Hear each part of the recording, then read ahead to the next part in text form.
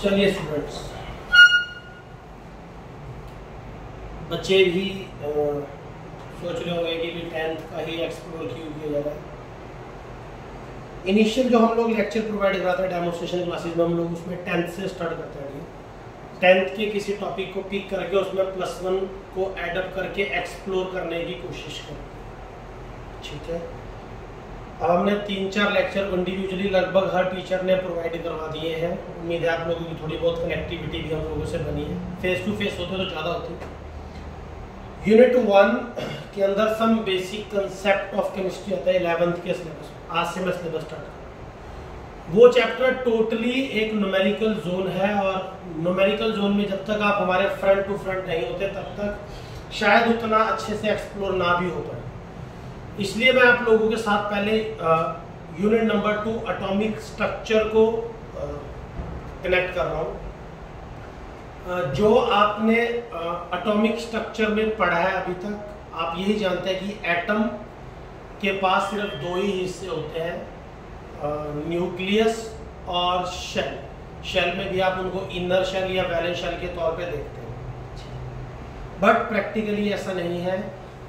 Atom को हम लोग और मॉडिफाइड अंदर तक लेके जाएंगे, ठीक है। तो पहले कुछ साल पहले, 2-3 साल पहले तक इस चैप्टर के एटॉमिक स्ट्रक्चर के अंदर डिस्कवरीज भी थी।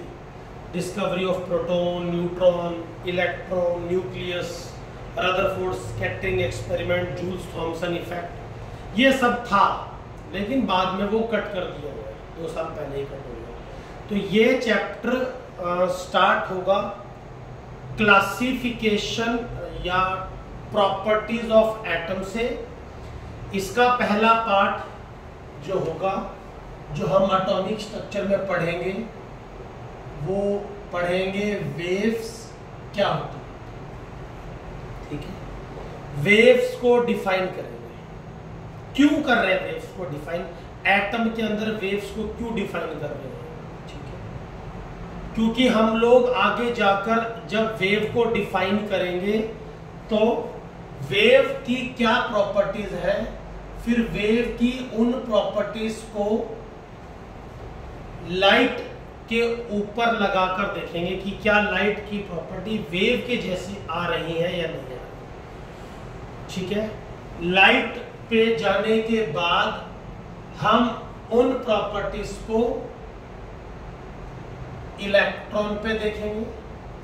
वेव्स के साथ साथ हम एक वर्ड और कनेक्ट करेंगे, पार्टिकल। वेव नेचर की क्या कैरेक्टरिस्टिक्स होते हैं और पार्टिकल नेचर की क्या कैरेक्टरिस्टिक्स होते हैं, फिर इन दोनों कैरेक्टरिस्टिक्स को हम लोग लाइट पे अप्लाई करेंगे। जैसे सनलाइट, उस पे अप्लाई करेंगे कि लाइट के पास क्या होता है, वेव नेचर होता है, पार्टिकल नेचर होता है, या दोनों होते हैं, ठीक है। अगर दोनों हुए तो हम कहेंगे कि लाइट के पास ड्यूल नेचर है, अदरवाइज मना करते हैं। सिमिलरली ये प्रॉपर्टीज हम लोग इलेक्ट्रॉन के लिए लगाएंगे, ठीक है। जब हम इस प्रॉपर्टीज को लाइट और इलेक्ट्रॉन पे अप्लाई करेंगे, उसके बाद कुछ लोग बीच में आ जाएंगे जो इलेक्ट्रॉन को और एक्सप्लोर करने की कोशिश करेंगे, जिसमें एक बंदा आएगा डी ब्रोगली,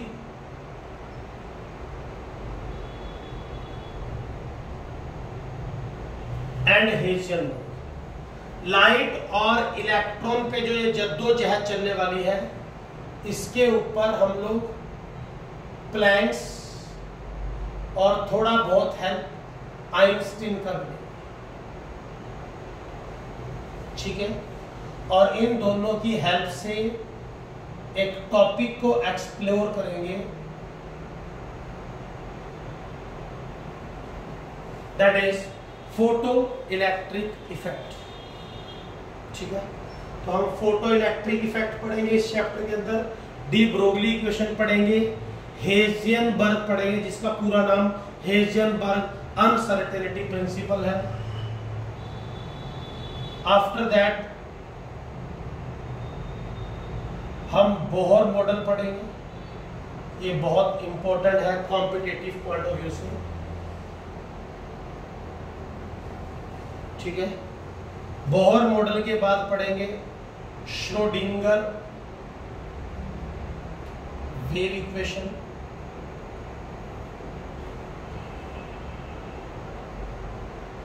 ठीक है।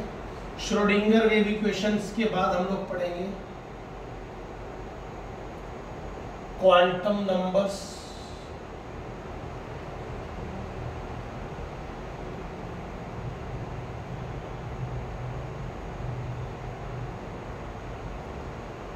और लास्ट में पढ़ेंगे इलेक्ट्रॉनिक कन्फ्यूजन। ये एटॉमिक स्ट्रक्चर के टॉपिक है जो हम पढ़ेंगे, लेकिन इन सभी टॉपिक में ज़्यादातर टाइम हम इलेक्ट्रॉन के ऊपर फोकस करेंगे कि इलेक्ट्रॉन क्या है, उसके में क्या वेव्स की तरह की कैरेक्टरिस्टिक्स है, क्या उसमें इलेक्ट्रॉन की तरह की कैरेक्टरिस्टिक्स है, और सब लोग अपने अपने हिसाब से अपनी अपनी बातें करेंगे, ठीक है। और उसके हिसाब से हम लोग फलाना धमकड़ा कहीं से टॉपिक पे आएंगे। बहुत बड़ा चैप्टर है, कोशिश करूँगा आपको बहुत अच्छे समझ में आए, क्योंकि ये समझ में आ गया तो third chapter periodic properties new समझ में आ गया। उसके बाद केमिकल बॉन्डिंग, क्या पता पूरा सिलेबस ही ऑनलाइन करना पड़े, ठीक है। चलिए तो पढ़ते हैं पहले थोड़ा सा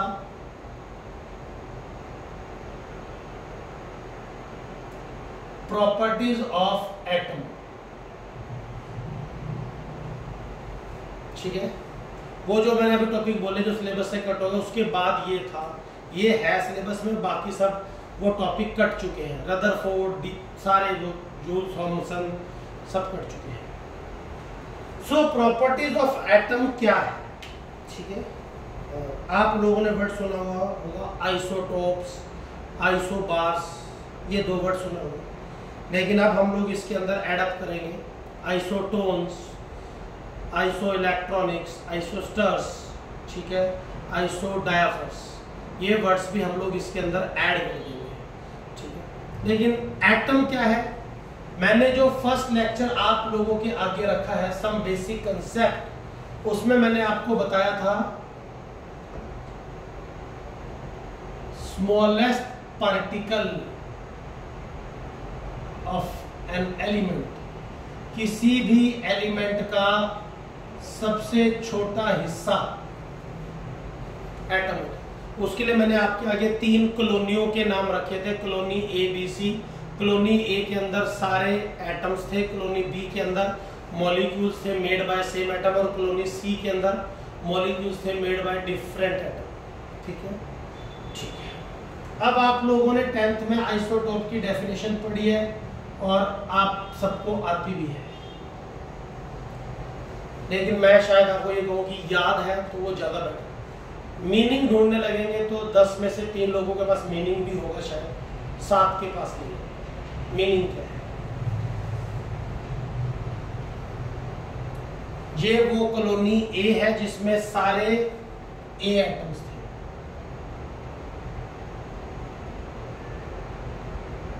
और मैंने वहां पे कहा था element is a group of atoms, ढेर सारे एटम्स, ठीक है। तो एक कॉलोनी के मैंने 2 लोग पिक कर लिए, एक कॉलोनी के 2 लोग पिक कर लिए, लेकिन वो कॉलोनी एलिमेंट होनी चाहिए, उस कॉलोनी का नाम एलिमेंट। तो ये कॉलोनी में सारे एटम एक जैसे हैं, तो ये कॉलोनी एलिमेंट है, इस कॉलोनी का नाम एलिमेंट। इस कॉलोनी के 2 लोगों को उठा लो, मिनिमम 2, ठीक है। उससे क्या होगा, हर एटम के पास एक प्रॉपर्टी होता है जो कि Z होता है और एक उसका A होता है। Z उसका एटॉमिक नंबर और A उसका एटॉमिक मास है, ठीक है। तो एक कॉलोनी के 2 लोगों को पिक किया गया और आपस में उनकी प्रॉपर्टीज कंपेयर हो रही है, ठीक है। तो एटम 1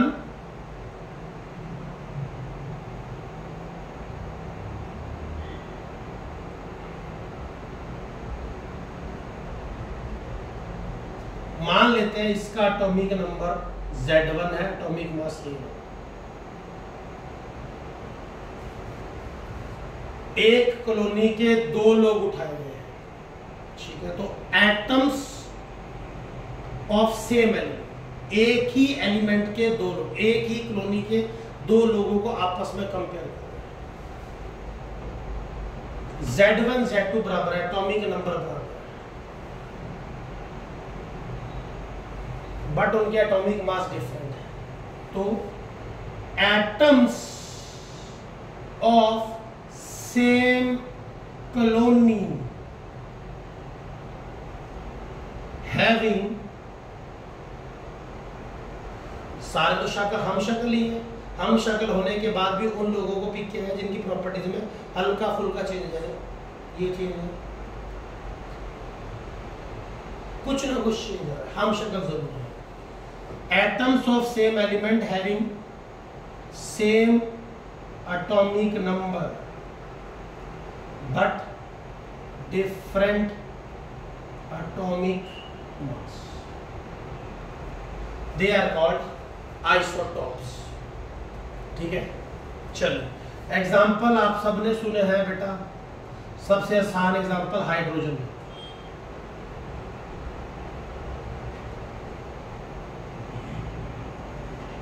हाइड्रोजन के 3 आइसोटॉप कंसीडर होते हैं, हाइड्रोजन 1,1, हाइड्रोजन 1,2, हाइड्रोजन 1,3। इस हाइड्रोजन 1,1 को आप सब जानते हो शायद, हाइड्रोजन बुलाते हैं, 1,2 को ड्यूटीरियम बुलाते हैं, ट्रिटियम बुलाते हैं, जिसे कैपिटल H, कैपिटल D या कैपिटल T भी लिखते हैं, लेकिन दुनिया में H नहीं होता, H2 होता है।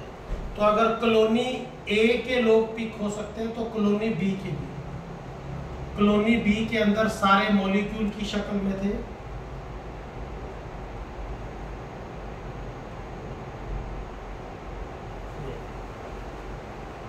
तो अगर आप H के आइसोटोप देख रहे हैं बेटा, H2 एलिमेंट में होगा, ये लो इसको H2 पिक कर देते हैं। हो सकता है कि एक H2 मॉलिक्यूल को बनाने में 2 H एटम यूज हो रहे हो,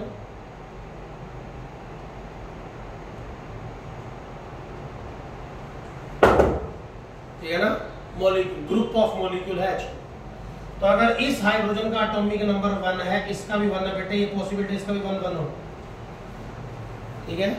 ये पॉसिबिलिटी भी है कि इसका एटॉमिक नंबर 1 है, इसका 1 है, इसका 1 हो, इसका 2 हो। ये भी पॉसिबिलिटी है कि ये 1 2 हो, ये भी 1 2 हो। ये भी पॉसिबिलिटी ये 1 1 हो, ये 1 3 हो। ये भी पॉसिबिलिटी है 1 1 1 3। तो अगर मैं इस एटम को इस एटम से कंपेयर करूंगा, इनका सारा कुछ एक जैसा है, एटॉमिक नंबर भी, एटॉमिक मास भी, तो ये दो एटम्स इस एलिमेंट के आपस में आइसोटॉप होंगे। बट अगर मैं इस एटम को आपस में कंपेयर करता हूं तो ये आइसोटॉप है, इस एटम को इस एटम से कंपेयर करता हूं तो ये आइसोटॉप नहीं है, समझ आएगा। लेकिन अगर मैं इस एटम को इस एटम से, इस एटम को इस एटम से कंपेयर करता हूं तो ये आइसोटॉप है। एक ही एलिमेंट के वो एटम्स जिनका एटॉमिक नंबर सेम हो, एटॉमिक मास डिफरेंट हो, वो एक दूसरे के आइसोटॉप्स बनेंगे, ठीक है। हाइड्रोजन के 3 आइसोटॉप हैं, कार्बन के सुना होगा आप लोगों ने, 612 होता है, 613 भी होता है डियर, कार्बन 614 भी कार्बन का आइसोटॉप है। हम लोग तो ये मानते हैं किसी का आइसोटॉप 2 या 3 ही होते हैं, देखते हैं क्या क्या होता है। ऑक्सीजन का 816 होता है, 818 भी होता है। नाइट्रोजन का 714 है। दुनिया में N नहीं होता, N2 होता है, और N2 एक एलिमेंट है। तो N2 के अंदर जो 2 N है उनमें से कोई एक N 714 हो सकता है, तो दूसरा N 715 भी हो सकता है। तो ये भी हो सकता है कि दोनों 714 714 हो सकता है, ठीक है। तो क्लोरीन 1735 भी हो सकता है।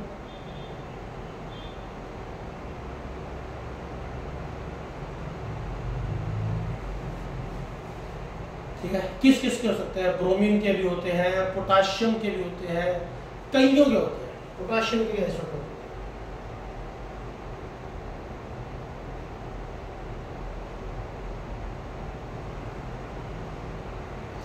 ये सारे एटम्स हैं, ठीक है, एक ही एलिमेंट। कितने कितने हैं और कितने हो सकते हैं पता नहीं, आपको पता है या नहीं पता। सल्फर के टोटल नंबर ऑफ आइसोटॉप 23 होते हैं बेटा,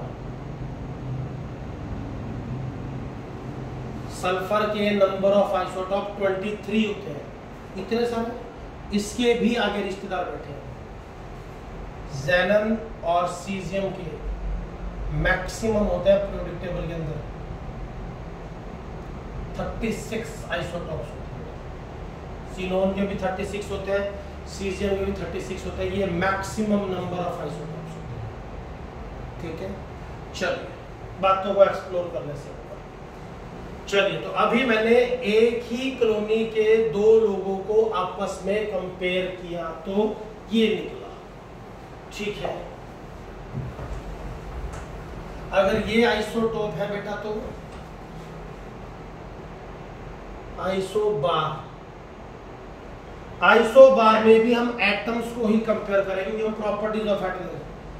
आइसोटोप में एक ही कॉलोनी के दो बंदे और आइसोबार में दो अलग अलग कॉलोनियों के बंदे पिक किए जाएंगे, तो मतलब एटम्स ऑफ डिफरेंट एलिमेंट।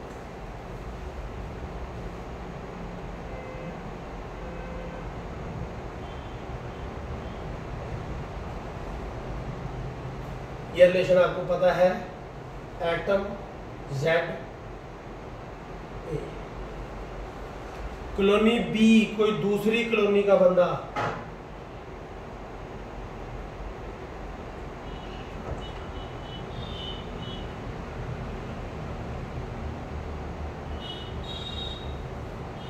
इनका एटॉमिक मास तो बराबर हो लेकिन एटॉमिक नंबर सेम ना हो, having same atomic mass but different atomic number. ठीक है, आपने सुना हुआ है एक एटम कैल्शियम का पिक कर लो, ये एटम 2040 आर्गन,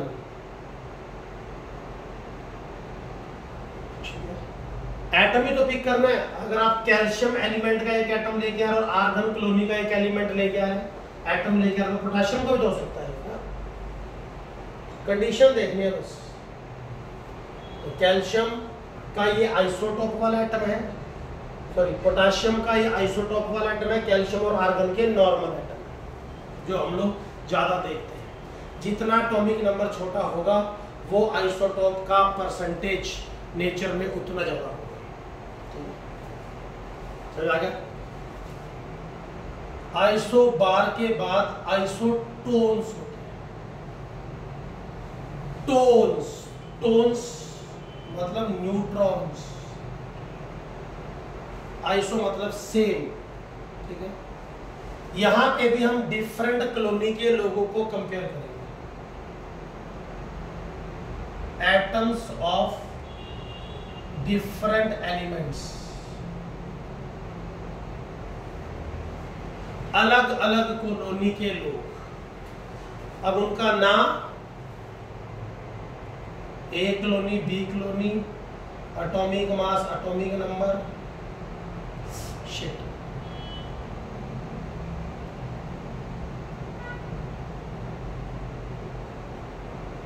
ना उनका एटॉमिक नंबर सेम होगा ना उनका एटॉमिक मास सेम होगा।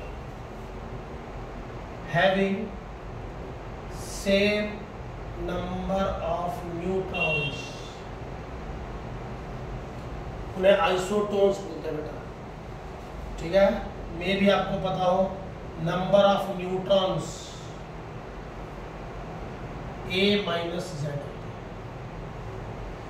तो हमारे पास दो कॉलोनी के लोग पिक किए जाएंगे, उनकी कोई प्रॉपर्टी मैच नहीं कर रही होगी, ना ए ना जेड, बट जब हम उनके न्यूट्रॉन्स कंपेयर करेंगे तो वो बराबर होंगे। ठीक है, कैसे?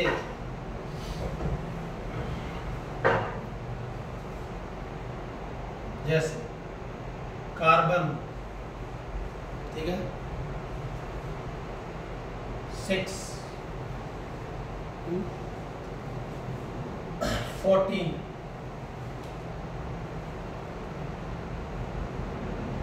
Nitrogen 715, oxygen 816।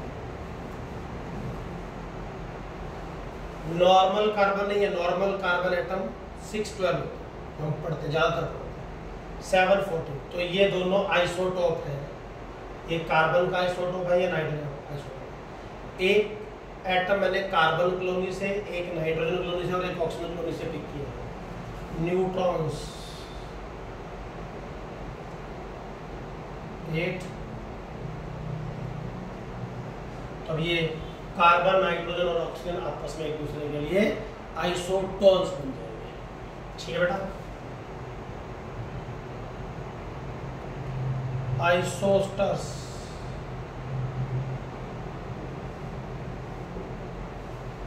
आइसोस्टर्स मॉलिक्यूल्स में आते हैं या आयंस में होते हैं। डिफरेंट मॉलिक्यूल्स और ions having same number of atoms and same number of electrons। different molecule पड़े हो हमारे पास, different molecules, ठीक है, different molecules हो बट उनमें total number of atoms same और नंबर ऑफ इलेक्ट्रॉन भी बराबर हो, उन्हें हम लोग क्या बोलते हैं, आइसोस्टर्स की कैटेगरी में रखेंगे। जैसे CO2 नंबर ऑफ एटम्स, इसमें 3 एटम है और टोटल इलेक्ट्रॉन, कार्बन का एटॉमिक नंबर 6, तो 6 इलेक्ट्रॉन इसके पास है, एक ऑक्सीजन का 8, 2 हो गए 16 इलेक्ट्रॉन ऑक्सीजन के पास है, 6 कार्बन के पास है, तो total number of electron 22 electron है। सिमिलरली N2O, बेटा N2O में भी 3 एटम है, 14 इलेक्ट्रॉन टोटल नाइट्रोजन के पास हो गया और 8 इसके पास। तो this CO2 and N2O are isosters to each other। ठीक है बेटा।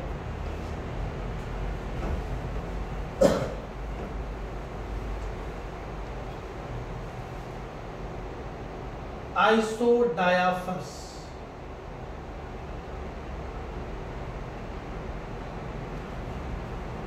ठीक है। आइसोडायाफर्स में भी डिफरेंट कॉलोनी के लोग पिक होते हैं। सिर्फ आइसोटोप ही ऐसे होते हैं जिसमें एक ही कॉलोनी के लोगों का आपस में कंपैरिजन होता है। So atoms of different elements,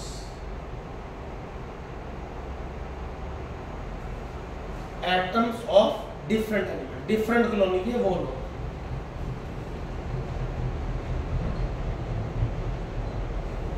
A B, ठीक है।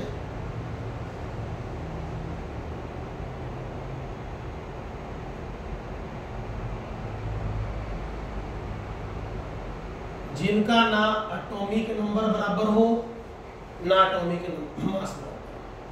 अगर इन दोनों में न्यूट्रॉन बराबर हो गए तो ये ए और बी आपस में आइसोटॉन्स हैं। बट आइसोडायाफर्स के लिए क्या कंडीशन चाहिए, atoms of different element having same difference of number of neutrons and protons.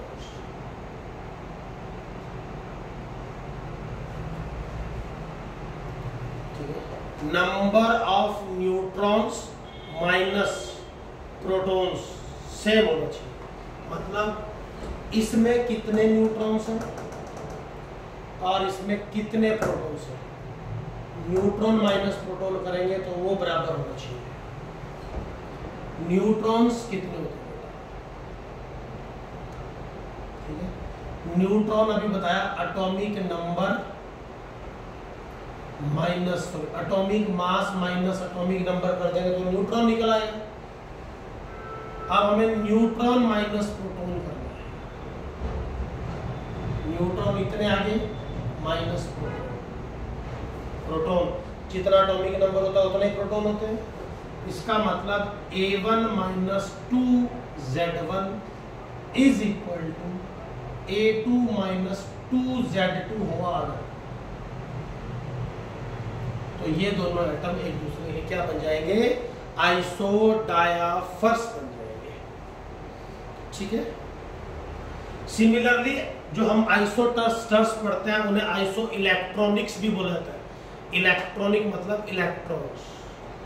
ठीक है, क्योंकि इन आइसोडायाफर्स के पास नंबर ऑफ इलेक्ट्रॉन भी बराबर होता है, तो isodiaphers are also considered as iso electronic.